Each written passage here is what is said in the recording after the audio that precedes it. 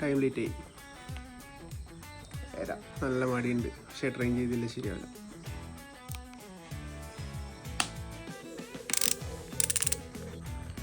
മടി പിടിച്ച് സമയം 8:29.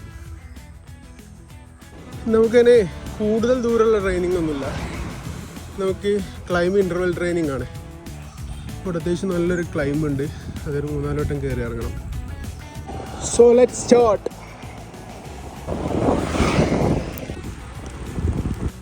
4 ലാപ്പ് ഉള്ളതിൽ 2 ഫിനിഷായി. ഇനി 2 പെൻഡിങ് ഉണ്ട്.